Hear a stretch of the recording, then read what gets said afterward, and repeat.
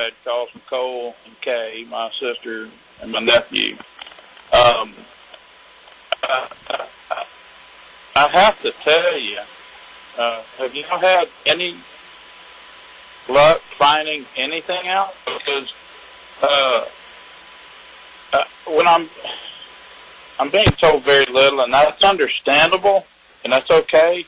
But my brother told me a couple of months before this incident, with tears in his eyes at my table at my house, that she was going to come after him for his insurance money. Uh-huh.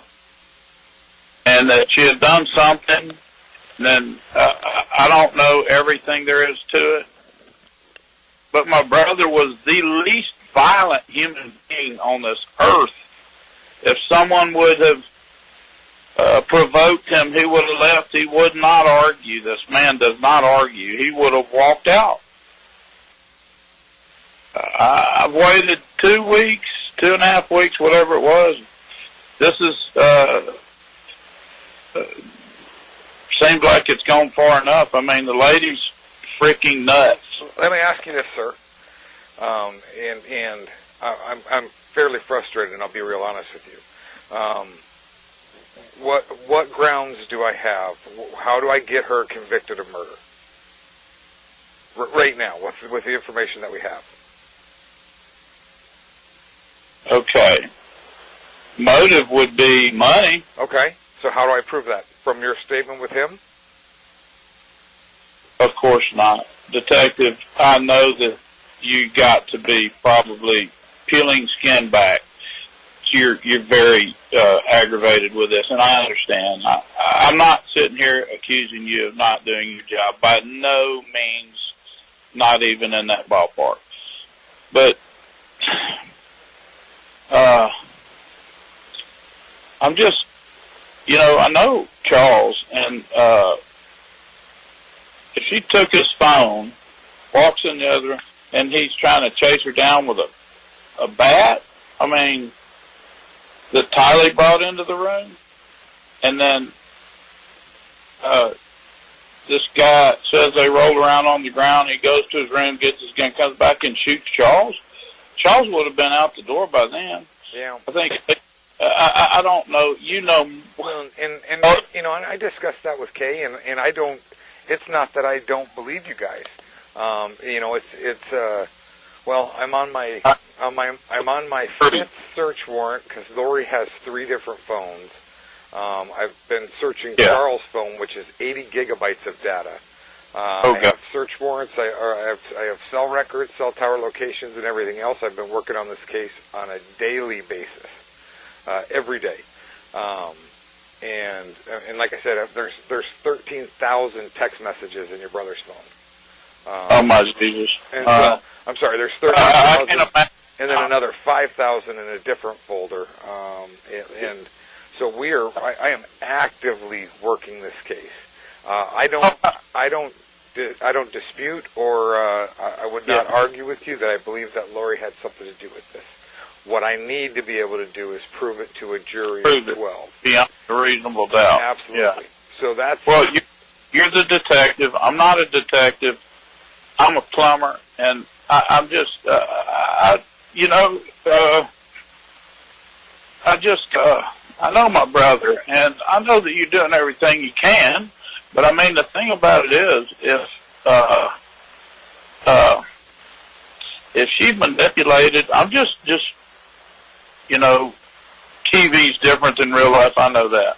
You're working the real cases. You've seen probably some really bad stuff. But look,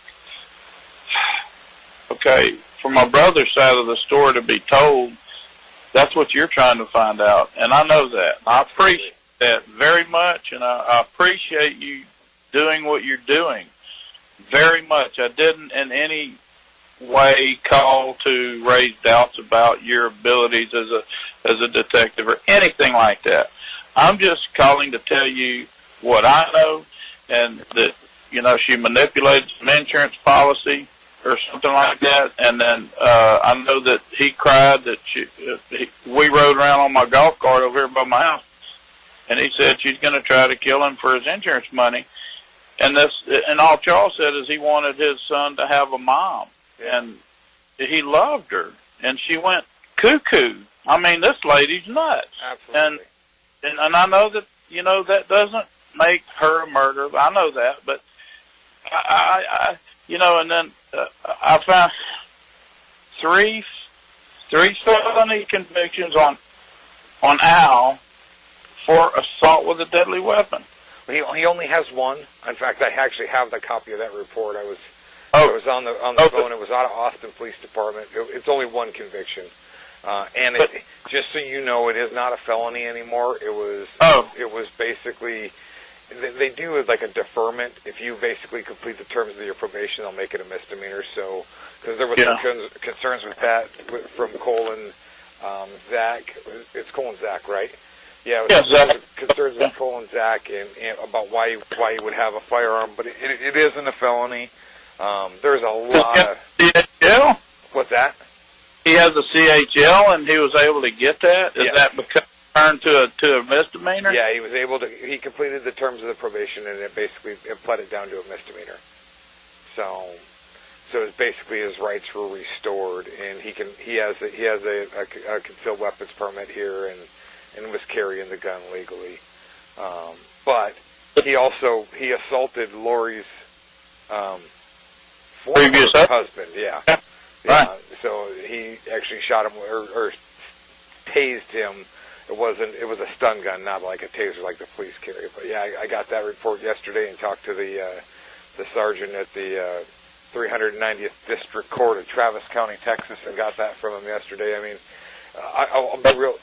I'll be real frank with you. I've been in homicide for over a decade, and I have a bad gut feeling that you guys are right.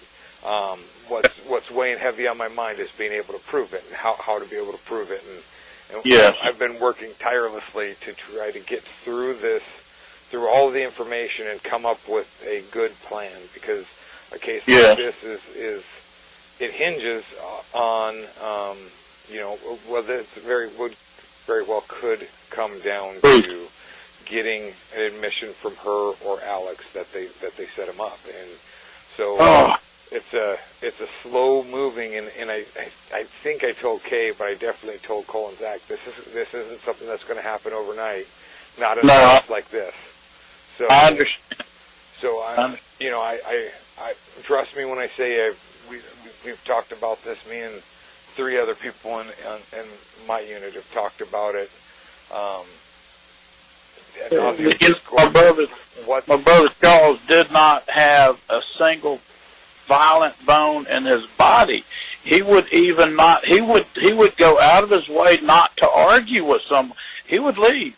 Yeah. He would have left his phone there, and he would have turned it off and bought another phone. Yeah, and that's what Cheryl said too. And he wouldn't argue. Yeah, I don't doubt that. I don't doubt it in the least. But what I need is evidence to show that they're lying about what happened inside the house. You know what I mean? So and that's almost impossible unless you had a camera. Yeah, or an admission. So how you get someone who murders someone for money to admit that? Scare the shit out of them? See, I don't know that. I'm not sure. And honestly, going through the text messages and stuff, I think money was a motivating factor. But from the looks of it, and going through your brother's text messages, he was willing to pay Lori whatever he needed to pay her to sustain her and JJ's lifestyle. So I think my concern is might be more of this crazy religious thing, and she talks to God and stuff. This extreme religious. No, she thinks she is God. So that's what I'm thinking. And again, I have to be able to prove it, but I'm almost more curious if that's what this is about, not necessarily the money. The money's an added bonus, but I don't know. Yeah. Okay. It's trust me. I was sitting out back in my house talking to my wife about this case last night, going, I gotta find a way to prove it. I gotta find a way to prove it. My brother is literally screaming out for his story to be told, and you're the one. and I'm not trying to add pressure to you, Detective. I'm not trying to do that. I'm just trying to say that this is another voice for his corner saying this man didn't do a damn thing, and I think all he did was love these people, and he loves JJ. And now JJ's with a crazy-ass woman. I'm worried sick about him. Yeah. I mean, he needs to be away from her. Who knows what she's doing with this child? What about if she comes to the conclusion of what she's done, and what if she realizes that? Is there, no way to get him away from her? I don't have anything right now that documents her crazy besides, your brother's text messages to other people about the things that she said, and then when he filed it for an order of protection. I don't have anything else like that. If you guys have evidence of that, and Kay wanted to, basically fight for custody, then I would suggest that. But I don't have that stuff like from her to go, yeah, she's absolutely crazy and incapable of caring for a child. So I knew her when she was the sweetest human being on earth, and she flipped a switch that I don't even understand myself. I'm a Catholic man. I don't understand all this stuff, but I don't have a problem with any faith. I just want my brother, his story to be told, and I just want to.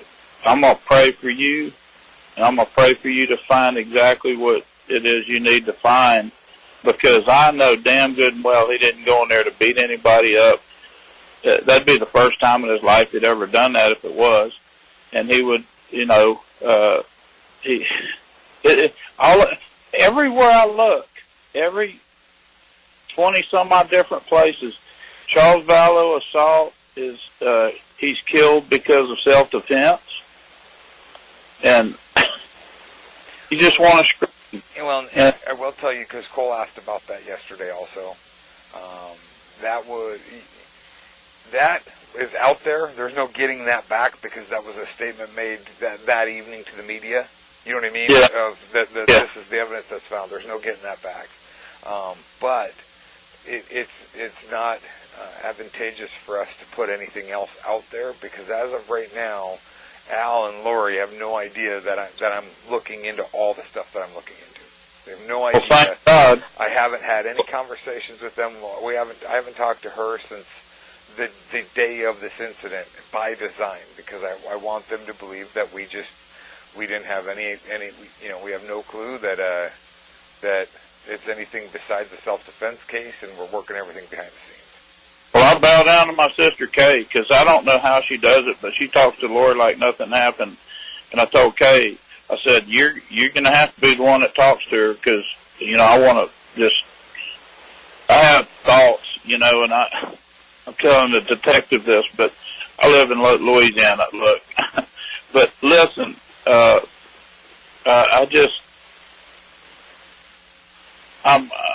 begging you to, please,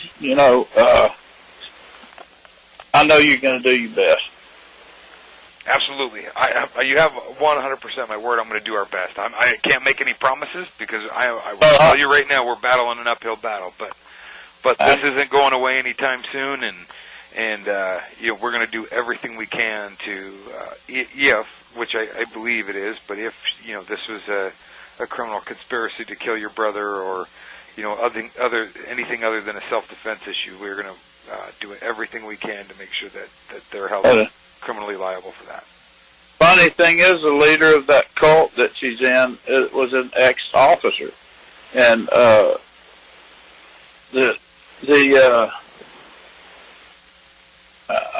there's so many twisted things in this. Oh yeah. If he takes off, we'll never see JJ again. There's no. I just gotta pray that God gives you some kind of real piece of evidence you can use that's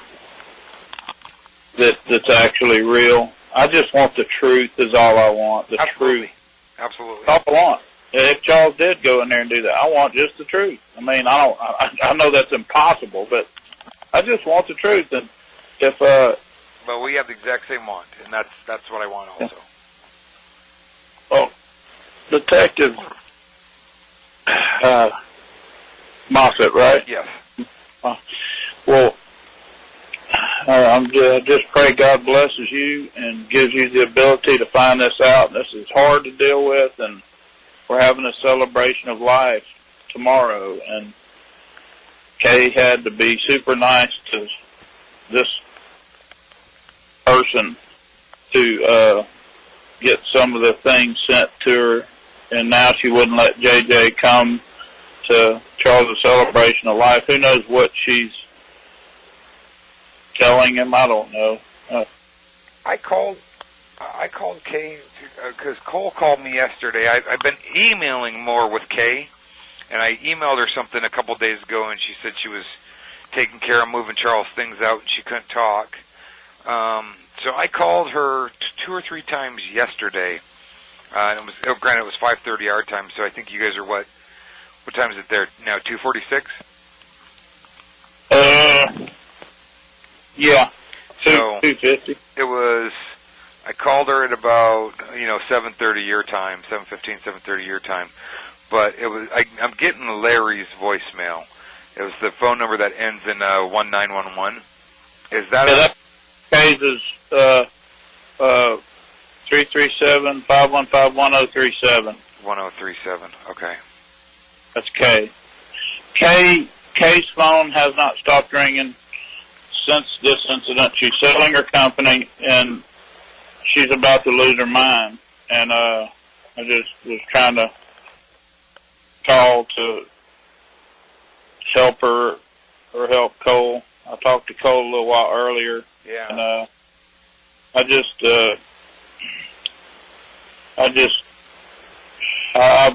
beg for justice, that's all. And I know you're doing everything you can. I'm not going to try to put any more pressure on you. It's hard not to do, but I won't do it. I know damn good and well he didn't go in that house and argue or do anything. I think they had it planned out. They had to have had. He told me, like I said, but you still have the burden of proof. You have to prove it. So, I mean, is there, I'm just asking this because I don't know, but is there a way to access, like, I don't know, a phone whenever this was going on? Like Charles's phone or something? I have turned it on at that time, right? I have Charles's phone, and I also have basically a mirrored image of everything that was in Charles's phone. Yeah. So, and like I said, I called his number after this incident the day after, because we didn't even find out. This woman sent a text message to my nephew that your dad. Yeah, 36 hours later. Yeah, and so I didn't believe it. So I called his phone, and I just wanted to call and see, and so I called both numbers. He has 2 numbers on that iPhone 10. And then I heard his voice. I just knew it was really true, because I think I was a little bit in shock. But the fact is that I just didn't believe it. Yeah. For her to text a day and a half later to Cole and say, your dad passed away, and it was yesterday, sometime around 8 o'clock or something. What time did my brother die, officer? It was about 9 a.m. In the morning on the 11th. I'm sorry, 8 a.m. 8 a.m. Did he, was he immediate? Did he expire immediately? So according, I can only go off of what the pathologist said, because when we attended the autopsy, that I can't say immediately, but very quickly. So. Okay. I was just looking. When you called him on the 12th, because you called the day after, you didn't leave a voicemail for him, obviously. I didn't. I just heard his voice and I hung up. Okay. You should see it, 832-350-4470. It wouldn't show it because we already had his phone and it was powered off. So, Okay. so it wouldn't come through. On the records, it might. I would have to look on the records, but Yeah, as far as I'm just on telling his you, I hardware. called it because I'm not crazy. Well, my wife says I am sometimes, but I'm just trying to. I think, in shock. I don't know. I just wanted to make sure that was real. I wasn't fixing to call that lady, but when Kay called and told me and Jerry, my other brother, I was in complete disbelief. I just didn't believe it. I still half don't believe it. But I don't know. We need to somehow figure out a way to get JJ away from that crazy ass woman. Yeah, absolutely. And I don't know how to help with that. I haven't, like I said, I haven't gotten anything that goes absolutely not.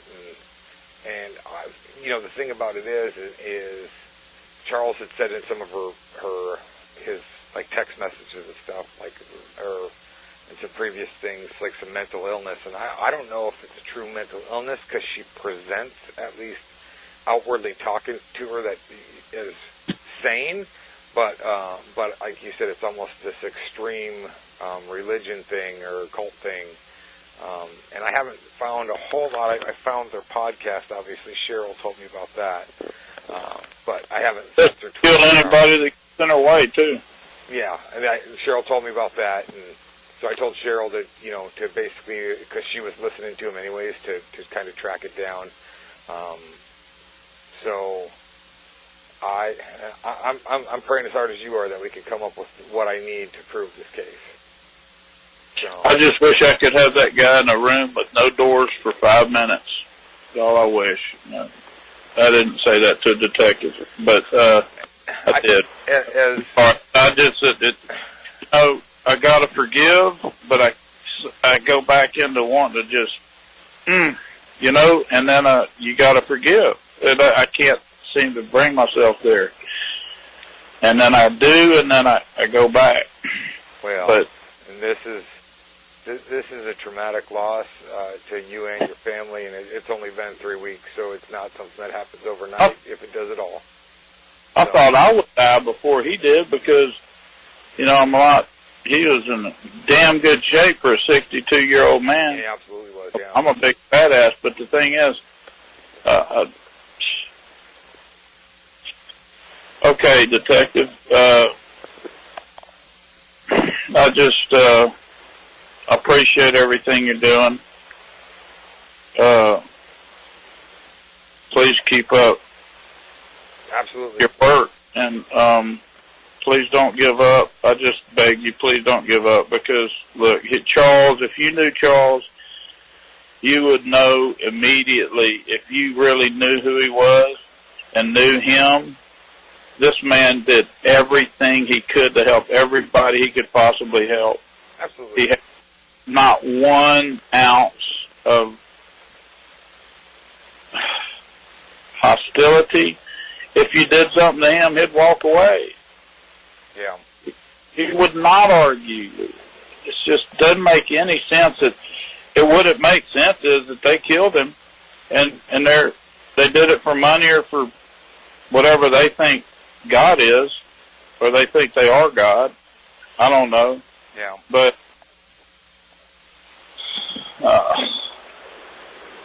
oh boy, I think they studied on this real hard, and I think that they decided that this is how they're going to do it, and I think they did it. That's how I see it. I don't disagree with you. I really don't, and we're a long way from giving up on this case. So, like I said, we're actively working it and sifting through phone records and text messages and your brother's phone, and he had told Adam, and I've been trying to get a hold of Kay because I know Kay was talking to Adam, Lori's other brother. Right. And I don't know if you talked to Adam or not, but I can tell you. I've never talked to Adam in my life that I know. Well, and just from text messages that I've seen of his, or at least between Lori and Al, I don't know that Adam's very trustworthy. That's one of the reasons I called Kay 3 times last night. Is I want her to just be very guarded with what she tells him. So, because Adam sure she knows immediately. Adam and your brother were talking that morning and the day before about Lori and kind of how she's fallen off the deep end in this religion and stuff like that. Yeah. And they were talking up to that day, but I think Adam then might have called Lori afterwards. So I don't know. Well, and Adam told Kay, yeah, I've been trying to reach out to the detective. Well, I have not received a phone call, an email, message to call him or anything. So I just don't know that he's very trustworthy or where he lies in this. I doubt his motive in helping. So. Well, I'm going to call her as soon as we hang up. Tell her, don't you damn say anything to him. Yeah, in fact, I'm going to call her on her cell phone, the 1037 number. I'm going to call her as soon as we hang up. Okay. So. All right, Detective. I really appreciate everything you're doing. And Bobby, you got a pen and paper handy? I have my cell phone. I have 2 cell phones. Okay. Let me give you my direct phone number so you don't have to call through dispatch if you decide you need to get a hold of me again, okay? Yes, sir. Yeah, whenever you're ready. I'm ready. It's 480-782-4477. That's the number I called, 480-782-4477. Oh, I got the call transferred from dispatch. Yeah, that's the number. Oh, wait. You probably called 4130. 4130. Okay. Yeah, that's dispatch. 4477 goes directly to my desk. Yeah, he gave me your direct number and then transferred. Okay, good. Okay. All right. Well, I sure appreciate it, Detective Moffitt, and